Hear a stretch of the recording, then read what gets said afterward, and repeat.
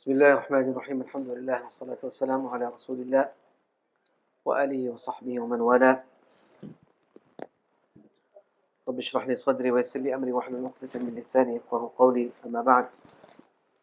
Alhamdulillah, we have entered the 23rd night of Laylatul Qadr of Ramadhān, the second of the odd nights. We recited the 24th juz of Quran. So Allah Ta'ala talks of what we mentioned previously. We recited Surah Zumar, Surah Ghafir or Mu'min, and then we entered into Surah Hamim As-Sajdah. Surah Mu'min, because the story of the brother who from the family and the close servants or the close ones or circles of Fir'aun accepted Islam with Sayyidina Musa alayhi salatu wasalam, and his story is mentioned in here. Hence Allah Ta'ala discusses it in the naming of the surah, Surah Mu'min. He then gave da'wah to his people, and he also stood as some kind of an advocate for Musa alayhi salatu wasalam. He said, so what did Fir'aun do? Just as what the Zionists are doing today. They have flipped it around. First they were oppressed by Fir'aun. Now they have become the oppressors like Fir'aun. So when Musa alayhi salatu wasalam went to him, and فَلَمَّا جَاءَهُمْ بِالْحَقِّ مِنْ عِنْدِنَا, when he brought the truth to Fir'aun and Haman, Qarun and their people, قَالُوا اقْتُلُوا أَبْنَاءَ الَّذِينَ آمَنُوا مَعَهُ وَاسْتَحْيُوا نِسَاءَهُمْ. Fir'aun had some decency, better than these filthy creation or creatures. He said, kill the children and spare the women. Fir'aun, that's why Allah gave him long life. So Allah gave him long life because he had a kind streak to him. He used to feed a lot of people. He had a loose hand for feeding. Because of that, he had long life, and he didn't experience a headache for 400 years. You know, they lived they had long lives previous times. So he said, kill the children, اقتلوا أبناء الذين آمنوا معهم واستحيوا نساءهم. Keep the women. Because he also understood that we need to keep the nasal going. These Zionist rats, what they say? They say, no, this is genocide for them. No? We need to mow the lawn. When you mow the lawn, everything gets killed. Any insect that's in the lawn gets killed with it. Any insect that's on the way gets killed with it. So they kill young, old, women, men, children, doctors, aid workers. Now recently in this week, they killed 3 aid workers as well. One from Australia. What the Australian government is going to do? They won't do nothing. Because one of this dies in the process, it's okay for a greater good. Their greater good is just exterminate the Palestinian race. Make space. He said, spare the women. So he killed the boys. He killed the boys. He left the girls. He spared the women. And he enslaved the men. These people, they killed everyone. وقال فرعون ذروني أقتل موسى وليدعو ربه. When Musa ﷺ brought the evidence, his staff and the hand, etc. So what he said, Daruni, just leave me. You know, like when the bully puts up his back, and is like rolling up his sleeves. Daruni, you know, leave me, then go smash him. You know, yeah. And you guys got my back. Daruni, lifting up his sleeves. Daruni, leave me. The people are holding him from behind. Daruni, let me go and kill him. Aqtul Musa, and he can go and call his Lord. What they said now? We need to kill Hamas. Get rid of Hamas. They destroyed the whole hotel, the whole hospital. Where's Hamas? ذروني أقتل موسى وليدعو ربه إني أخاف أن يبدل دينكم أو أن يظهر في الأرض الفساد أو أن يظهر في الأرض الفساد. He said, I fear that he is going to convert your deen. But sadly, you are genociding the Palestinians and your own people are becoming Muslims. The amount of conversion or reversions that are taking place post October 7th is unbelievable. In New Zealand, it's not that much. But if you go across the ditch and you go to America and these more developed Western countries, we are like still way behind. The more developed Western countries, the reversion rates are taking place. It's tremendous, and it's not people who have been searching for a way out. It's not people who have been searching for some solution in their lives. More often than not, and no discrimination and no ill intended, but you find that sometimes a person will go through some kind of difficult patch in his life or her life, and they'll have a low moment through which they are searching for some avenue out, and then they are exposed to Islam, and then they are blessed with Shahada. That becomes a subhana. Allah wanted to bless them with Iman in the first place, but that is the excuse. The October 7th, subhanallah, since then this genocide that is taking place, that those who are at their peak of their money making, and at their peak of their careers, and they've got everything going for them, atheists in the process have become Muslims. YouTube stars, TikTok stars, young, old, women, men, children, everyone's becoming Muslim. ذروني أقتل موسى وليدعو ربه. Go and call his Lord. Let him go and call his Lord. So then وقال موسى إني أخاف أن يظهر في الأرض الفساد. I fear that fasad is going to come on this dunya. ويظهر في الأرض الفساد. Then one of the close servants, one of the close people from Fir'aun's family, actually, they said that it was his cousin, took Iman. This was the same person in the 20th juz we recited. He came quickly when Musa alayhi salatu mistakenly killed the Coptic, and he feared for his life.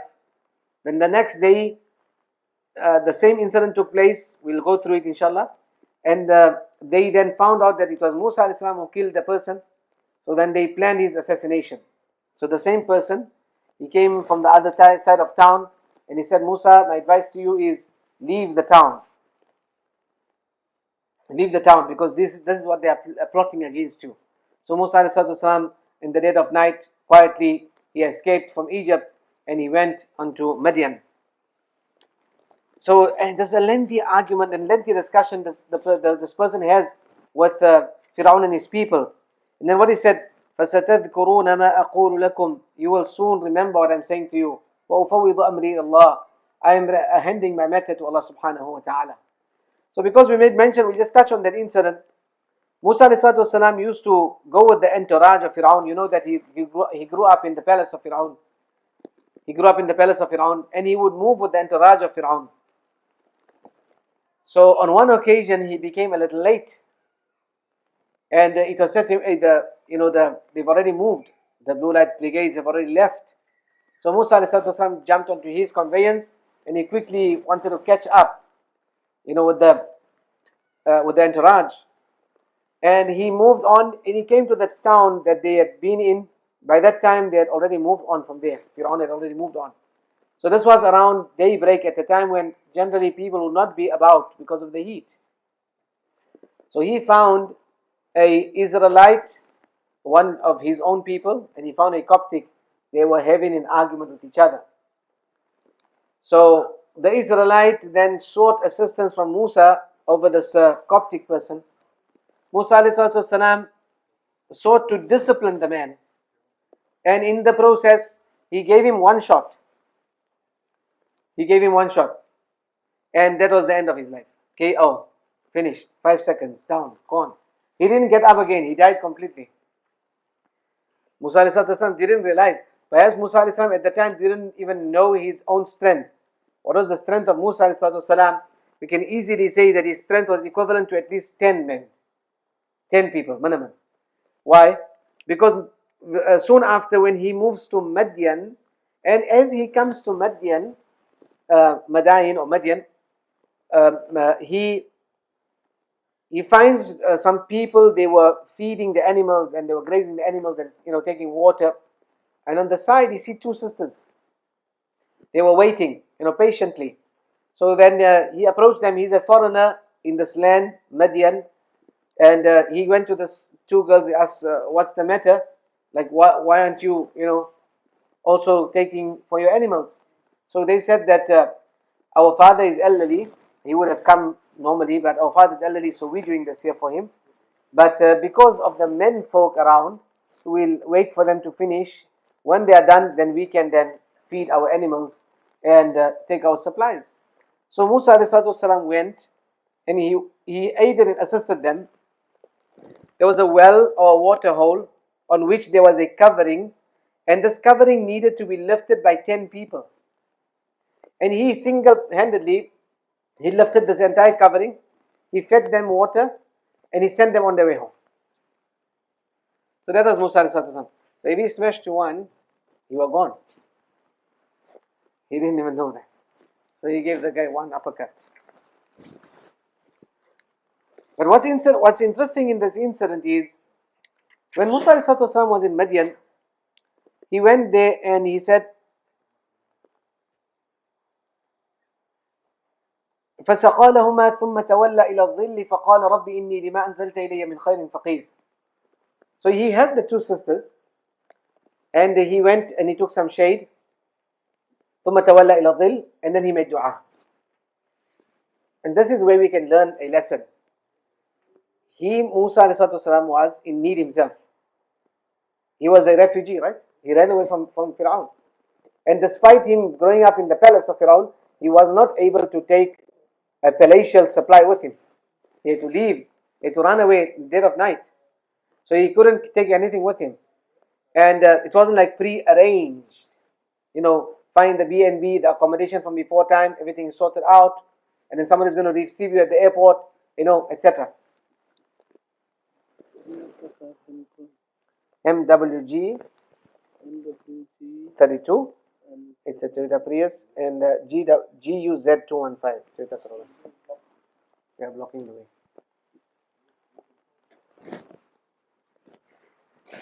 MWZ and GUZ.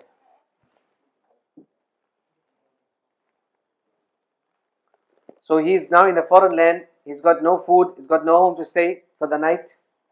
He's got no food, no accommodation, nothing. He doesn't know anybody. And on top of it, he could have exploited the situation. Say, okay, listen, sisters, I will feed this. I will help you in your task, but I will take a payment for it. I will take a payment for it. Had he done that, he would have got a payment. He would have got a whatever amount he would have taken. Would have sufficed him for a few days, maybe 1, 2, 3, 4 days, whatever amount.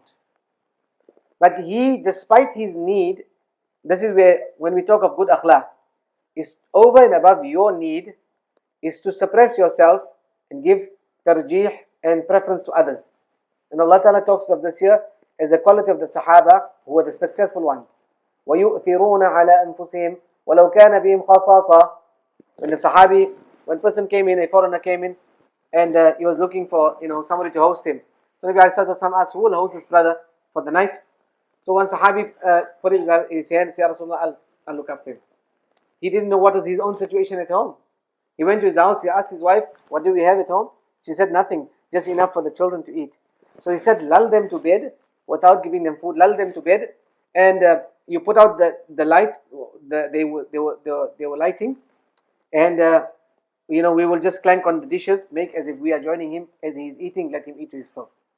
So husband, wife and children all went to bed hungry, and they gave preference to their foreign brother who they did not know from a blue bar of soap, and they accommodated him, they fed him, and they looked after him despite their own personal need. It's not like they had enough supplies. They could have just opened up some tin food, slap something together and give him some food, and in the process they also eat. Or they could not just ring up some DoorDash or Uber Eats or something like that and sort things out. No, they were in extreme need themselves. But they suppressed their own desires and needs, and they gave preference to others. وَيُؤْثِرُونَ عَلَى أَنفُسِهِمْ. Can we find it in ourselves to always put others above us? And this is a sign of falah and success. Allah says, أُولَٰئِكَ هُمُ الْمُفْلِحُونَ. These are the successful servants of Allah. These are the ones who are successful. So to suppress your own emotions and needs and desires, give preference to other people. The Battle of Badr, the famous incident where one person wanted water, they brought the water. The brother next door asked for water, he took it and he gave him. The third person asked for water, he took it and he gave him. By the time it reached the third one, he passed away. By the time it came back to the second, he passed away. By the time it came to the first, he passed away. وَيُؤْثِرُونَ عَلَى أَنفُسِهِمْ. This is the sifa of the Anbiya. This is the sifa of the Sahaba. This is the sifa of the Sulaha and the pious servants of Allah Azza wa Jal. So Musa as did the same thing. وَيُؤْثِرُونَ عَلَى أَنفُسِهِمْ. He gave preference to himself over to others. So he fed them, he fed for them, he helped them, he sent them on their way. The sisters came home early. The father asked, what happened? How come you came early? They said, no, we met this brother and he helped us like this. So the father said, no, go back, we need to pay this brother. And I'm cutting down the long story, of course. Then the father called, Musa came there, and the father, Shuaib alayhi then made a proposal for one of his daughters. So Musa alayhi did an act of kindness at a time when he was in extreme need himself, and he gave preference to somebody else. Allah Ta'ala then paid him. He didn't have to take a payment before time. Allah paid him, he got a wife, and he got 10 years free accommodation with his father-in-law. Subhanallah. When you do a little bit for Allah Ta'ala, and how Allah Ta'ala comes to your rescue, and how Allah Ta'ala comes to your aid. And this is the dua he made. فَسَقَالَهُمَا. He fed them, and then he sat down, and he said, رَبِّ إِنِّي لِمَا أَنزَلْتَ فَقِيرٌ. Allah, whatever you said my way, I am in need of that. Subhanallah. May we find it in our hearts to love for our Muslim brothers what we love for ourselves, and to give others preference over ourselves. This is a very difficult thing to do. It's not easy. We can share. We will all have that ability to share. But we will always share after we know everything sorted for ourselves first. Once we are in a comfort zone, then we will share with others. But if we are in the difficulty and then to share with others, that is the real test of Iman. Subhanallah. And this is what the Sahaba did. When those the Muhajirin came from Mecca to Medina, the Ansar, they gave from them their own personal belongings. The famous incident. He said, I'll divorce my one wife. You choose which one you want. I'll divorce her, and then you can wed her after. Yeah, I've got 2 gardens and 2 orchards. You choose which one you want. I'll free that one for you. Like this. And Allah Ta'ala highlights these as sifat and qualities for success. Allah bless us all. Then Allah talks of His mercy for forgiveness upon His servants and His forgiveness. So Allah Ta'ala says, قُلْ يَا عِبَادِيَ الَّذِينَ أَسْرَفُوا عَلَى أَنفُسِهِمْ. And this is the night of one of the nights of the odd nights. قُلْ يَا عِبَادِيَ الَّذِينَ أَسْرَفُوا عَلَى أَنفُسِهِمْ لَا تَقْنَطُوا مِنْ رَحْمَةِ اللَّهِ. Say to my servants, those who have oppressed themselves, they have hurt themselves by way of sin. They made israf. They have oppressed themselves by way of sin. لا تقنطوا من رحمة الله. Don't despair. Don't despair. Do not allow shaitan to get the better of your emotions, to make you feel that you are not worthy. In the eyes of Allah, every single servant is worthy. Allah loves every single person. Allah wants to forgive you. Allah is waiting to forgive you. Allah is calling out, هَلْ مِن مُسْتَغْفِرٍ فَأَغْفِرَ لَهُ. Who is going to seek forgiveness? I am waiting to forgive that person. Only thing Allah wants you is for you to raise your hands. Allah wants us just to make that one call. And when we make that one call, the minute the line is connected, Allah's forgiveness is there. But we have to reach out first. We can't expect the forgiveness for free. Allah just wants us to reach out. And when we reach out, then Allah's forgiveness comes immediately. So قُلْ يَا عِبَادِيَ الَّذِينَ أَسْرَفُوا عَلَى أَنفُسِهِمْ لَا تَقْنَطُوا مِنْ رَحْمَةِ اللَّهِ. Don't despair. Don't lose hope in the mercy of Allah Ta'ala. إِنَّ اللَّهَ يَغْفِرُ الذُّنُوبَ جَمِيعًا. Allah Ta'ala forgives all of the sins, except shirk, of course. إِنَّ اللَّهَ يَغْفِرُ الذُّنُوبَ جَمِيعًا. So despite the gravity of the sin you may have committed in your lives, this is the time and opportunity for us to reach out to Allah Ta'ala. Talk to Allah Subhanahu Wa Ta'ala. Expose in front of Him.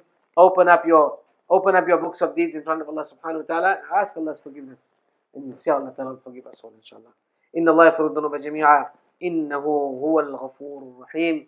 Allah is the one who is of forgiving and most merciful. We are those, inshallah, may Allah keep us on Iman. May Allah keep us on Iman. Allah is the one who is sustaining and feeding the disbeliever. who is permanently in his disbelief, if Allah Ta'ala is sustaining and looking after them, what about the condition of those who are reciters of La ilaha illallah and who are trying to do some format of ibadat to please Allah Subhanahu wa Ta'ala? Reach out to Allah Ta'ala and see how Allah will receive you on the other hand with full open arms, and Allah come running to us. Subhanallah, alhamdulillah, subhanakallah, alhamdulillah.